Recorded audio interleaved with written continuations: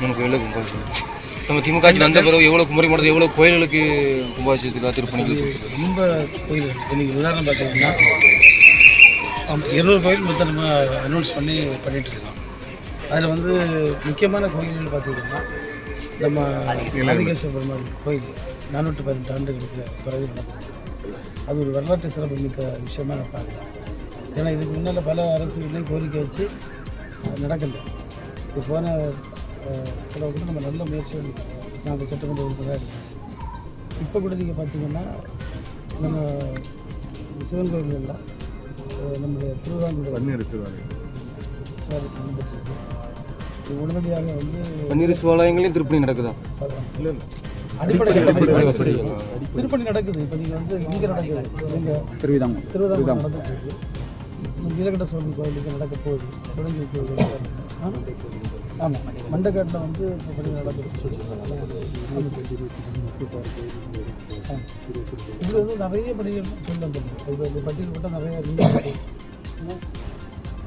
மொத்தம் டோட்டல் வந்து எவ்வளோ அமௌண்ட்டில் எவ்வளோ கோயில்கள் நடக்க போகுது? இப்போ வந்து ஆமாம், இப்போ 60 கோடிக்கு மேலே. இன்னும் வந்து சிறு கோயில்கள் நிறைய வேலை நடக்குது. நிறைய சின்ன சின்ன கோயில்கள் வந்து திறந்துருக்கும். சுசீந்திரம் கோயில் என்ன ஸ்டேஜ் வரும்? இது சுசீந்திரம் நடக்க போகுது. அது கன்னியாகுமரியில் வந்து ராஜகோபால் கட்டுக்கின்ற பணி. அது எவ்வளோ அமௌண்ட்டில் இப்படி வந்து அது ஒரு 10 கோடி பக்கத்தில் வரும். அதெல்லாம் பொதுமக்களில் பங்களிப்போட வச்சு நீங்கள் வந்து இதில் வந்து நீங்கள் பார்த்தீங்கன்னா தம்பி ஒரு விஷயம் என்னென்னா, நீண்ட காலமாக கன்னியாகுமரி மாவட்டம் திருப்பணிகள் நடாத கோயில்களுக்கு தான் இப்போது திருப்பணிகள் நடப்பதற்கு விநியோகிக்கப்பட்டு.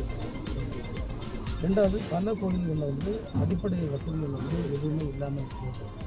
அந்த அடிப்படை வசதி எல்லாம் பண்ணிடுது. இப்போ கூட சிவாலயங்களில் அந்த சிவராத்திரியை முன்னிட்டு நீங்கள் எல்லா இடங்களையும் போய் பார்வையிட்டு அதுக்கான தேவையான வசதிகளை செய்வதற்கு நம்ம அரசு உத்தரவு.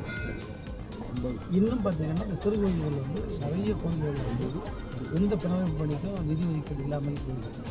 இப்போ வந்து ஒவ்வொரு ஆண்டும் நீங்கள் பற்றின போன வருஷம் 100 கோயில்கள் சிறு கோயில்கள் தான் எடுத்து பிறகு பணிகள் நடத்துது.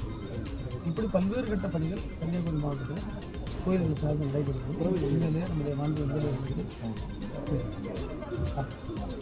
அது இன்னைக்கு 3 நடந்தா நாளைக்கு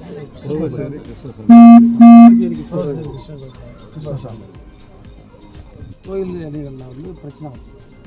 நம்முடைய மாநில அரசு பொறுத்தவரை லைசன்ஸ்டு யானை, அதாவது யானை லைசன்ஸ் வாங்கின அவங்க முன்கூட்டியே மனு செய்தால் அதுக்கு அனுமதி வழங்கி வருகிறது. அதை மாநில அரசு இன்னும் தடை